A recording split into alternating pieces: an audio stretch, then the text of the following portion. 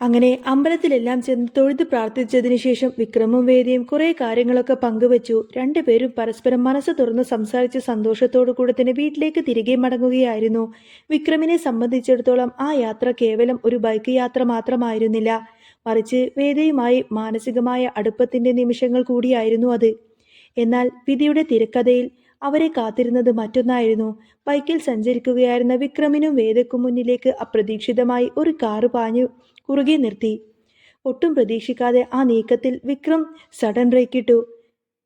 ടയറുകൾ റോഡിൽ ഉരസിയ ശബ്ദത്തോടെ കാറിന്റെ വാതിലുകൾ തുറന്ന് പകയുടെ കനലുമായി അഭിലാഷ് പുറത്തേക്കിറങ്ങി. അവൻ ഒറ്റക്കായിരുന്നില്ല. കയ്യിൽ ഇരുമ്പ് വടികളുമായി ക്രൂരന്മാരായ ഗുണ്ടകളും അവനൊപ്പമുണ്ടായിരുന്നു. അഭിലാഷിനെയും കയ്യിലെ ആയുധങ്ങളും കണ്ടതോടെ വിക്രമിന്റെയും വേദയുടെയും മുഖത്ത് അമ്പരപ്പ് പടർന്നു. ഭയം നിഴലിച്ച കണ്ണുകളോടെ വേദ ബൈക്കിൽ നിന്നും ഇറങ്ങി വിക്രമിന്റെ അരികിലേക്ക് ചേർന്ന് നിന്നു. എന്നാൽ വിക്രമിന്റെ മുഖത്ത് ഭയമായിരുന്നില്ല, മറിച്ച് വരാൻ പോകുന്ന അപകടങ്ങളെക്കുറിച്ചുള്ള ജാഗ്രതയായിരുന്നു. അഹങ്കാരം നിറഞ്ഞ ചിരിയോടെ അഭിലാഷ് ആക്രോശിച്ചു. വണ്ടിയിൽ നിന്നും ഇറങ്ങടാ, നിന്നെ ഇന്ന് തീർക്കാനാ ഞാൻ വന്നിരിക്കുന്നത്. നിന്റെ കയ്യും കാലും എനിക്ക് അടിച്ചൊടുക്കണം. അവന്റെ വാക്കുകളിലെ പകയുടെ ആഴം കണ്ട് വേദ ഭയന്ന് വിറച്ചു. അവൻ വിക്രമിന്റെ കൈകൾ മുറുകെ പിടിച്ചു. വിക്രം അവളെ സമാധാനിപ്പിക്കാനെന്ന വണ്ണം നോക്കിയ ശേഷം ബൈക്കിൽ നിന്നും ഇറങ്ങി. വേദയുടെ സുരക്ഷയായിരുന്നു അവന് ഏറ്റവും വലിയ പ്രധാനം. നീ മാറി നിൽക്ക് വേദ, വിക്രം കനത്ത സ്വരത്തിൽ പറഞ്ഞു. പക്ഷേ വേദക്കത് സഹിക്കാനാവുമായിരുന്നില്ല. വിക്രം, വേണ്ട, അവരെ തല്ലരുത്, വ്രതം തെറ്റിക്കരുത്, അവൾ കെഞ്ചി പറഞ്ഞു. ശബരിമല വ്രതത്തിന്റെ പരിശുദ്ധി നോക്കുന്ന വിക്രം തിരിച്ചടിക്കില്ല എന്ന് വേദക്കറിയാമായിരുന്നു. വിക്രം അവളെ ദേഷ്യത്തോടെ ഒന്ന് നോക്കി തന്റെ പിന്നിലേക്ക് മാറ്റി നിർത്തി. എന്നിട്ട് നിശബ്ദനായി നെഞ്ചു വിരിച്ചു നിന്നുകൊണ്ടതിന് അഭിലാഷിന് നേരെ നടന്നു. വേദ എന്ത് ചെയ്യണമെന്നറിയാതെ ശ്വാസം അടക്കി പിടിച്ചു നിന്നു. അഭിലാഷും കൂട്ടരും കാത്തു നിന്നില്ല. ഇരുമ്പ് വടികൾ വിക്രമിന് നേരെ ഉയർത്തി. വ്രതശുദ്ധി കാത്തു സൂക്ഷിക്കേണ്ടത് കൊണ്ട് തന്നെ വിക്രം ഒന്നുപോലും തടുക്കാൻ ശ്രമിച്ചില്ല. ക്രൂരമായ മർദ്ദനം, ഇരുമ്പ് വടികൾ കൊണ്ടുള്ള അടിയേറ്റ് വിക്രം വേദനയുടെ താഴേക്ക് വീണു. ആ കാഴ്ച കണ്ട് വേദയുടെ നെഞ്ച് തകർന്നു.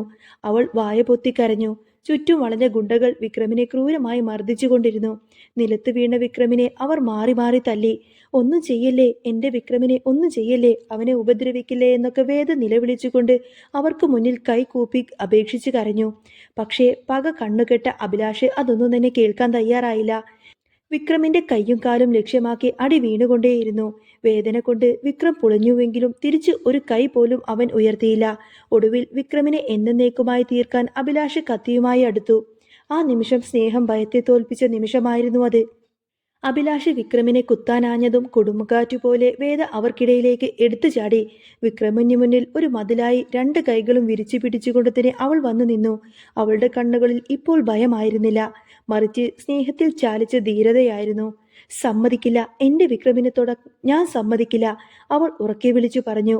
നിങ്ങൾക്ക് വേണമെങ്കിൽ എന്നെ കൊന്നുകളയാം, പക്ഷേ എന്റെ വിക്രമിനെ കൊല്ലാനൊന്നും ഞാൻ അനുവദിക്കില്ല എന്നൊക്കെ പറഞ്ഞ് നെഞ്ചു വിരിച്ചു നിൽക്കുകയാണ് വേദ.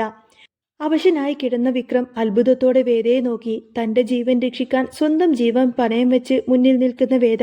തന്നോട് ഇത്രയധികം സ്നേഹം ഇവളിലുണ്ടായിരുന്നോ എന്ന് വിക്രം തിരിച്ചറിയുന്ന നിമിഷമായിരുന്നു അത്. വേദയുടെ വാക്കുകൾ അഭിലാഷിനെയും ഞെട്ടിച്ചു. മാറി നിൽക്കടി, എനിക്ക് വേണ്ടത് നിന്നെയല്ല, ദേ ഇവനെയാണെന്ന് അഭിലാഷ് അലറിക്കൊണ്ട് പറഞ്ഞു. പക്ഷേ വേദ അവിടെ നിന്നും അനങ്ങിയില്ല. ഇല്ലെന്ന് പറഞ്ഞില്ലേ, ഞാൻ സമ്മതിക്കില്ല, എന്റെ വിക്രമിനെ തൊടാൻ ഞാൻ സമ്മതിക്കില്ല.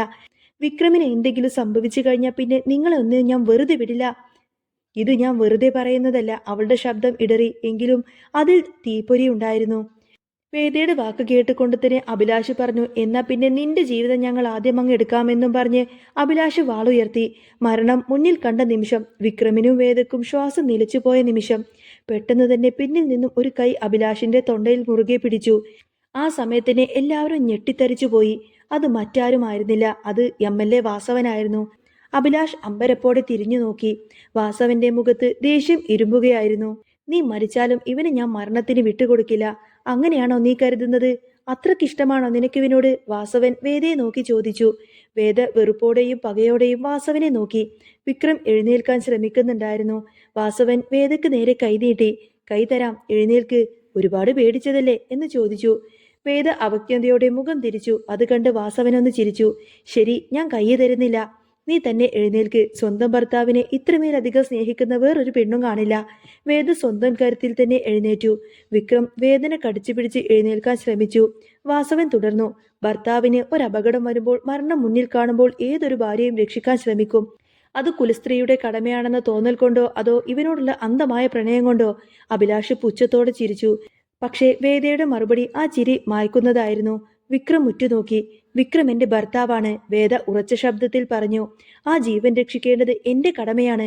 ഞാൻ അത് ചെയ്തിരിക്കും. എന്റെ ജീവൻ കളഞ്ഞിട്ടാണെങ്കിലും വിക്രമിനെ ഞാൻ രക്ഷിക്കും. അത് നിങ്ങൾ പറഞ്ഞതുപോലെ അവനോടുള്ള സ്നേഹം കൊണ്ടാവാം, അല്ലെങ്കിൽ പ്രണയം തന്നെയായിരിക്കാം. എന്തായാലും വിക്രമിനെ നഷ്ടപ്പെടുത്താൻ ഞാൻ ഒരുക്കമല്ല.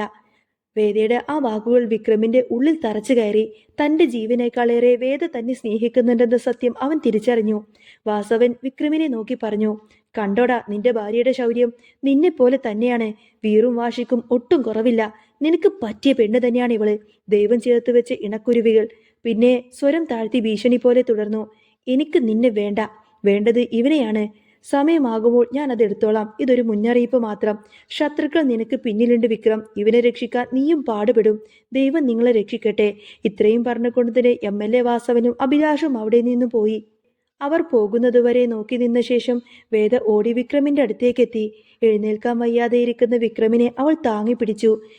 ആശ്വാസ വാക്കുകൾ പോലും പറയാൻ കഴിയാതെ അവൾ വിതുമ്പി. വിക്രമിനെ അവൾ ചേർത്ത് പിടിച്ചു. നിന്റെയൊപ്പം ഞാനുണ്ട് എന്ന വിശ്വാസം ആ സ്പർശത്തിലുണ്ടായിരുന്നു. അറിയാതെ വിക്രമിന്റെ കണ്ണുകളും നിറഞ്ഞുപോയി. വേദ പൊട്ടിക്കരഞ്ഞുകൊണ്ട് തന്നെ വിക്രമിനെ കെട്ടിപ്പിടിച്ചു. കരയാതെ വേദേ, വിക്രം ആശ്വസിപ്പിച്ചുകൊണ്ട് പറഞ്ഞു. എനിക്ക് വേണ്ടിയിട്ടല്ലേ നിങ്ങൾ ഈ അടിയെല്ലാം തന്നെ കൊണ്ടത്. എന്നോട് ക്ഷമിക്കണം വിക്രം, വേദ വിതുമ്പി. എനിക്ക് വേണ്ടിയിട്ടില്ലേ നീ നിന്റെ ജീവിതം കളയാൻ തയ്യാറായത്? എന്തിനു വേണ്ടിയിട്ടായിരുന്നു? നിനക്കെന്നെ ഇത്രമാത്രം ഇഷ്ടമാണോ വേദേ? വിക്രം അവളുടെ കണ്ണുകളിലേക്ക് തന്നെ നോക്കി ചോദിച്ചു. വേദ മറുപടിയൊന്നും പറഞ്ഞില്ല. കണ്ണുകൾ തുടച്ച് അവൾ പറഞ്ഞു, എഴുന്നേൽക്കാം, നമുക്ക് വീട്ടിലേക്ക് പോവാം. അവൾ വിക്രമിന്റെ കൈ തന്റെ തോളിലേക്കിട്ട് അവനെ പതിയെ എഴുന്നേൽപ്പിച്ചു. ഓരോ ചൂടിലും അവൾ അവനെ താങ്ങായി നിർത്തി. വിക്രം വർക്ക്ഷോപ്പിലെ ജോസഫേട്ടനെ വിളിക്കാൻ പറഞ്ഞു. വേദ ഫോണ് വിളിച്ചതും അധികം വൈകാതെ തന്നെ ജോസഫേട്ടനും സജീവവും ബൈക്കിലെത്തി. നടന്ന കാര്യങ്ങൾ അറിഞ്ഞപ്പോൾ അവർക്ക് നന്നായിട്ട് ദേഷ്യം വന്നു. MLA വാസവനും അഭിലാഷും തന്ന പണിയാണിതെന്ന് വിക്രം പറഞ്ഞു. ഓട്ടോ വന്നപ്പോൾ ജോസഫേട്ടൻ പറഞ്ഞു, നീ പോയിക്കോ, ബൈക്ക് ഞാൻ കൊണ്ടുവന്നോളാം. വിക്രമിനെയും കൊണ്ട് വേദ വീട്ടിലേക്കെത്തി. ഓട്ടോയിൽ നിന്നും ഇറങ്ങിയ വിക്രമിനെ താങ്ങിപ്പിടിച്ച് ഓരോ പടിയായി കയറുമ്പോൾ വീട്ടുകാർ ആ കാഴ്ച കണ്ട് ഞെട്ടി നിന്നു. കമലയും ശ്രീജയും വിശ്വനും എല്ലാവരും ഓടിയെത്തി. എന്താ എന്താ പറ്റിയത്? കമലമ്മ കരഞ്ഞുകൊണ്ട് ചോദിച്ചു. വിശ്വൻ വിക്രമിനെ താങ്ങിപ്പിടിച്ചു. വേദ എന്തു പറയണമെന്നറിയാതെ നിന്നു. ഉള്ളിലെ വേദന കടിച്ചമർത്തി വിക്രമിനെ കട്ടിലിലേക്ക് കിടത്തി. അകത്തു നിന്നും സുധാകരമാഷ പരിഭ്രമത്തോടെ ഓടി വന്നു. സത്യം പറയൂ, എന്താ പറ്റിയത്? കമല ചോദിച്ചു. വിക്രം പണിപ്പെട്ടു പറഞ്ഞു. മാലയിട്ട് കള്ളം പറയാൻ പാടില്ലെന്നാണല്ലോ. വരുന്ന വഴിക്ക് അഭിലാഷം കൂട്ടരും ആ MLA വാസവനും ഉണ്ടായിരുന്നു. ഇത് കേട്ട് കമല ദേഷ്യത്തോടെ വിക്രമിനെ നോക്കി. നീ അവരെ തിരിച്ചു തല്ലിയോ എന്ന ചോദ്യം ആ നോട്ടത്തിലുണ്ടായിരുന്നു. ഉടനെ വേദ ഇടപെട്ടു. ഇല്ലമ്മേ, വ്രതം തെറ്റിക്കാൻ വിക്രം അവരുടെ അടിയെല്ലാം തന്നെ കൊണ്ടു നിൽക്കുമായിരുന്നു. തിരിച്ചവരെ ഉപദ്രവിച്ചിട്ടില്ല, ഒന്ന് തൊട്ടിട്ടു പോലുമില്ല. അത് കേട്ടപ്പോൾ മാഷിനും കമലത്തിനും സങ്കടം സഹിക്കാനായില്ല. എന്തെങ്കിലും പറ്റിയിരുന്നെങ്കിലോ? കുറച്ചു നാളായി വീട്ടിലുണ്ടായിരുന്ന സമാധാനം ഇതോടുകൂടെ തന്നെ പോയി കിട്ടിയെന്നൊക്കെ കമലമ്മ വിതുമ്പിക്കൊണ്ട് പറഞ്ഞു. വേദ ഉറച്ച ശബ്ദത്തിൽ പറഞ്ഞു, അമ്മ കരുതുന്നത് പോലെയൊന്നുമല്ല. മനഃപൂർവ്വം വിക്രമിനെ ദ്രോഹിക്കാൻ വേണ്ടിയിട്ട് അവർ ചെയ്തതാണിതെല്ലാം. വിക്രം ഒരു തെറ്റും ചെയ്തിട്ടില്ല. സ്നേഹത്തിന്റെയും സഹനത്തിന്റെയും ആഴം ആ കുടുംബം തിരിച്ചറിയുകയായിരുന്നു. വിക്രമിന് വേദയും വേദ വിക്രമിനും എത്രത്തോളം പ്രിയപ്പെട്ടതാണെന്ന് ആ വലിയ അപകടത്തിലൂടെ തന്നെ അവർക്ക് കാട്ടിക്കൊടുത്തു. അങ്ങനെ പവിത്രത്തിൽ ഇനി അടിപൊളിയായിട്ടുള്ള സൂപ്പറായിട്ടുള്ള ത്രില്ലിംഗ് ആയിട്ടുള്ള എപ്പിസോഡൊക്കെ തന്നെയാണ് വരാൻ പോകുന്നത്. അപ്പോൾ നിങ്ങൾക്ക് ഈ ഒരു ചാനൽ ഇഷ്ടമാവുകയാണെങ്കിൽ സബ്സ്ക്രൈബ് ചെയ്യാനും സപ്പോർട്ട് ചെയ്യാനും മറക്കല്ലേ.